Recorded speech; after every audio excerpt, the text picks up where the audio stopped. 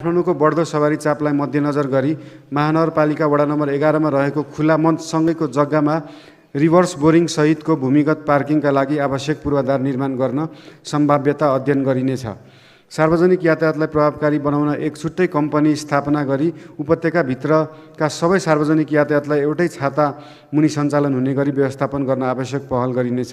फुटपाथमा पसल राख्ने कार्यलाई निषेध गर्न आवश्यक प्रबन्ध मिलाइनेछ। कानुन तथा मानव अधिकार सम्बन्ध नीति सबै वडा कार्यालयहरूमा स्थापना भई सञ्चालनमा रहेका मेलमिलाप केन्द्रहरूलाई स्तरोन्नति गरी विवाद निरूपण कार्यलाई थप प्रभावकारी बनाइनेछ। सूचना प्रविधिको प्रयोगबाट न्याय सम्पादनको कार्यलाई सरल, सहज र पहुँचयोग्य बनाइनेछ। मानव अधिकार स्थानीय कार्ययोजना कार्यान्वयन प्रभावकारी रूपमा गर्ने संस्थागत प्रबन्ध मिलाइनेछ। महानगरपालिकाद्वारा जारी गरिएका स्थानीय कानुनहरू आवश्यकता अनुसार संशोधन, परिमार्जन तथा एकीकरण गरिनेछ। संविधान तथा कानुन बमोजिम स्थानीय तहलाई प्राप्त अधिकार कार्यान्वयन गर्न नयाँ कानुनी प्रबन्धको तर्जुमा गरी कार्यान्वयनमा ल्याइनेछ। स्थानीय तहको न्याय सम्पादनको अनुभव आदान प्रदान गर्नलाई काठमाडौँ महानगरपालिकाको आयोजनामा न्यायिक समिति राष्ट्रिय सम्मेलन आयोजना गरिनेछ। महानगरपालिकाको नीति, योजना तथा कार्यक्रमलाई कार्यान्वयन गर्न आवश्यक ऐन, कानुन, कार्यविधि, निर्देशिका तर्जुमा गरी जारी गरिनेछ। कानुनी परामर्शलाई वडा स्तरमा विस्तार गर्न कानुनी परामर्श सेवा प्रदायक संस्थासँग प्रतिस्पर्धाको माध्यमबाट सेवा खरिद गरी जनताको कानुनी सेवामा सहजीकरण गरिनेछ। कृषि सम्बन्धी नीति स्थानीय समुदायलाई करेसाबारी, कौशी खेती तथा भर्टिकल गार्डनका लागि प्रोत्साहन गर्ने नीति ल्याइनेछ। काठमाडौँको छिमेकी जिल्लाका स्थानीय तहहरूसँग समन्वय गरी खाली रहेका जग्गाहरूमा अर्ग्यानिक कृषि खेतीका लागि आवश्यक प्रबन्ध मिलाइनेछ। महानगरवासीहरूलाई सर्वसुलभ तवरले तरकारी, फलफुलको आपूर्ति गर्ने व्यवस्थाका लागि शीत भण्डारको स्थापना गरिनेछ। काठमाडौँ महानगरपालिका क्षेत्रमा भित्रिने खाद्य वस्तुको गुणस्तर परीक्षणको व्यवस्था मिलाइनेछ। नमुनाको रूपमा काठमाडौँ महानगरका केही स्थानहरूमा आफ्नै मार्ट, केएमसी मार्ट निर्माण गरी सञ्चालनमा ल्याउन आवश्यक व्यवस्था मिलाइनेछ। पशु स्वास्थ्य सम्बन्धी नीति पशुपालनलाई व्यवस्थित गर्न पशुजन्य व्यवसायको अभिलेखीकरण र पशुपन्छी दर्ता गर्ने कार्यलाई सुरुवात गरिनेछ। छाडा सामुदायिक घरपालुवा रोगी घाइते पशुपन्छीलाई उपचार गर्ने कार्यक्रमलाई निरन्तरता दिइनेछ। अन्य स्थानीय तहहरूसँगको सहकार्यमा कान्जी हाउस निर्माण गरी छाडा तथा सामुदायिक पशुहरूको व्यवस्थापन गर्ने कार्यलाई निरन्तरता दिइनेछ।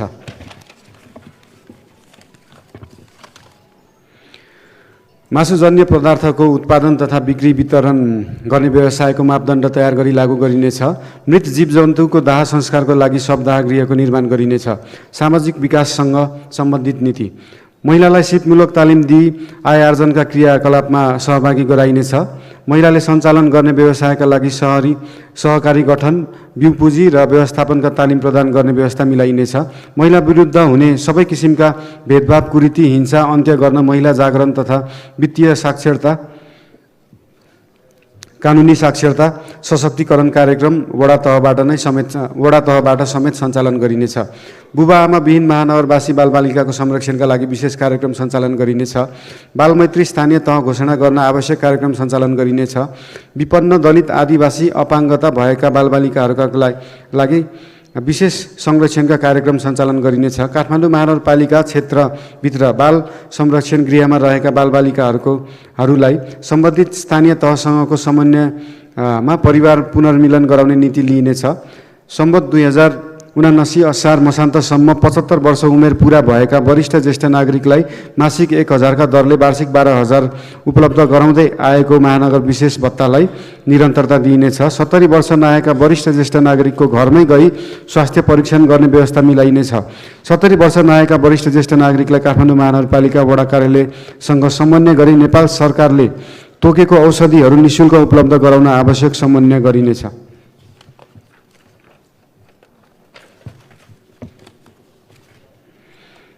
ज्येष्ठ नागरिकमा रहेको ज्ञान सिप र अनुभव पुस्तान्तरण र हस्तान्तरण गर्न वडा स्तरमै ज्येष्ठ नागरिक मिलन केन्द्रको स्थापना गरिनेछ। वडामा रहेको ज्येष्ठ नागरिक मिलन केन्द्रहरूसँग सहकार्य गरी कार्यक्रम सञ्चालन गरिनेछ।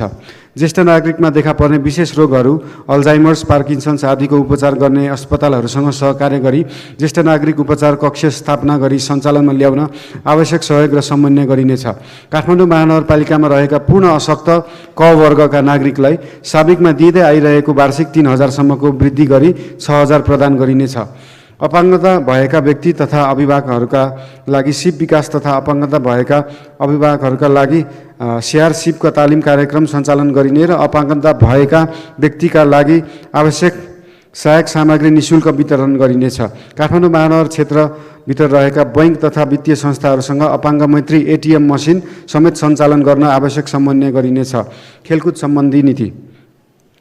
खेलकुदको माध्यमबाट युवाहरूको व्यक्तित्व विकास गर्न महानगरपालिका क्षेत्रमा खुल्ला व्यायामशाला, एरोबिक्स, योग लगायतका कार्यक्रम सञ्चालन गर्न आवश्यक खेल मैदान तथा भौतिक पूर्वाधार विकास र विस्तार गर्ने कार्यलाई निरन्तरता दिइनेछ। महानगर क्षेत्रमा रहेका बैंक तथा वित्तीय संस्थाहरूसँग सामाजिक उत्तरदायित्व, कर्पोरेट सोसियल रेस्पोन्सिबिलिटी अवधारणा अन्तर्गत खेलकुद तथा अन्य कार्यक्रमहरू समेत सञ्चालन गर्न विशेष जोड दिइनेछ। राष्ट्रिय तथा अन्तर्राष्ट्रिय खेलकुद क्लबहरूसँग सहकार्य गरी लिग प्रतियोगिताहरू आयोजना गरिनेछ। काठमाडौँ उपत्यकाभित्रका नगरपालिकाहरूबीच अन्तर्नगर खेलकुद प्रतियोगिता सञ्चालन गरिनेछ।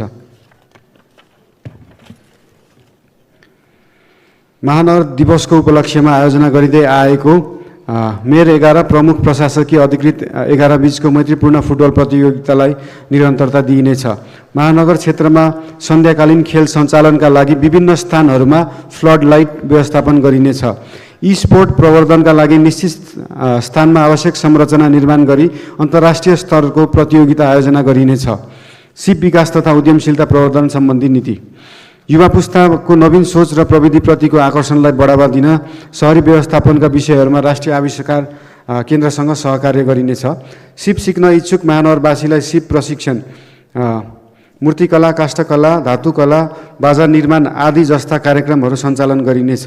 महानगरपालिका क्षेत्रमा रहेका उद्योग तथा नयाँ उद्यमीलाई प्रविधि सहयोग, छुट, मिनाह तथा आवश्यक सहुलियत उपलब्ध गराइनेछ। महानगरपालिका क्षेत्रभित्रका डिपार्टमेन्टल स्टोर, सपिङ मल, मार्टहरूमा स्थानीय उत्पादन र अर्ग्यानिक खाद्य वस्तु बिक्री वितरणका लागि निश्चित स्थान उपलब्ध गराउन आवश्यक समन्वय गरिनेछ। युवाहरूको व्यक्तित्व वृत्त विकास मार्ग पत्ता लगाउन करियर परामर्श कक्षा, करियर कन्सल्टेसन क्लास सञ्चालन गरिनेछ। काठमाडौँ शहरलाई जीवन्त सहरको रूपमा चलायमान राख्न सुरक्षाको आवश्यकता प्रबन्ध मिलाई रात्रिकालीन व्यवसाय मर्यादित रूपमा सञ्चालन गर्न निजी क्षेत्रलाई प्रोत्साहन गरिनेछ। सहकारी सम्बन्धी नीति।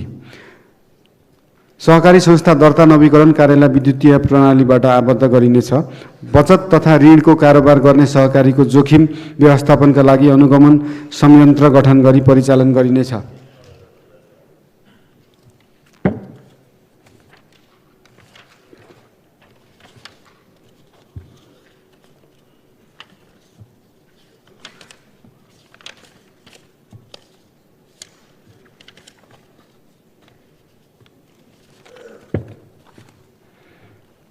सहकारी संस्थाहरूको संस्थागत क्षमता अभिवृद्धि गरी सेवा प्रवाह थप प्रभावकारिता ल्याउन सहकारी संस्थाहरूलाई एकीकरण गर्ने कार्यलाई प्रोत्साहन गरिनेछ।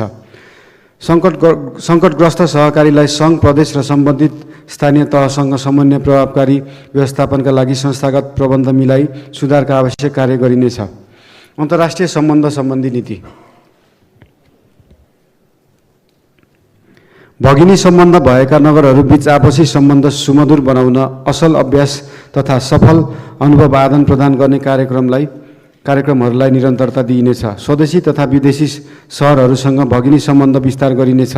महानगरपालिका क्षेत्रभित्र सञ्चालन हुने जात्रा पर्वहरूलाई अन्तर्राष्ट्रिय स्तरमा परिचित गराई पर्यटन प्रवर्धन गरिनेछ।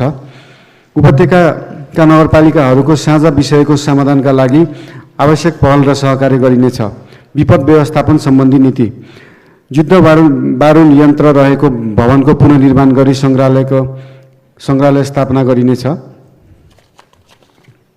दमकल स्टेसनको विस्तार गरिनेछ। दमकल जान नसक्ने स्थानहरूमा फायर हाइड्रेन्ट, पोर्टेबल पम्पको व्यवस्था मिलाइनेछ।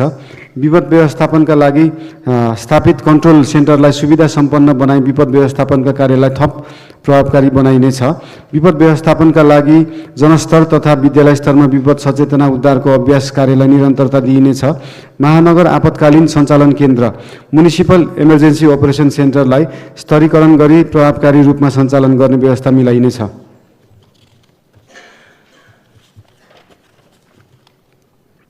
काठमाडौँ महानगरपालिका वडा नम्बर 6 रामहिटीमा रहेको विपद तालिम केन्द्रलाई स्तरोन्नति गरी सञ्चालनको व्यवस्था मिलाइनेछ। काठमाडौँ महानगरपालिकाको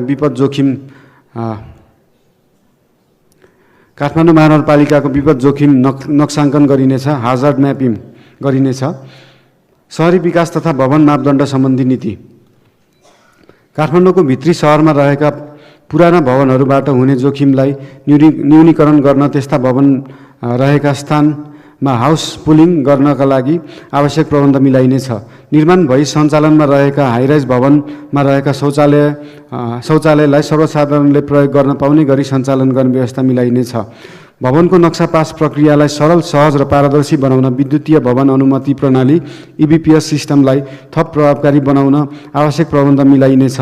डिजिटल सिग्नेचरलाई यसपालिको आर्थिक वर्षदेखि नै कार्यान्वयनमा ल्याइनेछ।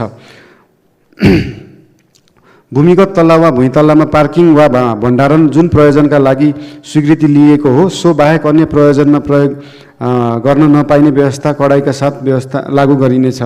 भवन निर्माण अनुगमन संयन्त्र प्रभावकारी रूपमा कार्यान्वयन गरिनेछ। महानगर क्षेत्रभित्रका सबै भवनहरूलाई QR कोडमा आबद्ध गरिनेछ। सार्वजनिक निजी साझेदारी सम्बन्ध नीति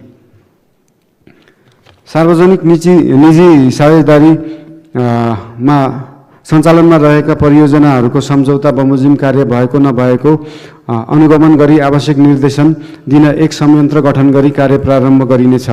काठमाडौँ महानगरपालिका सार्वजनिक निजी साझेदारी ऐन 2075 बमोजिम सार्वजनिक निजी साझेदारी प्रारूपमा सञ्चालन गर्न सकिने सम्भावित परियोजनाको पहिचान गरी कार्यान्वयन गरिनेछ।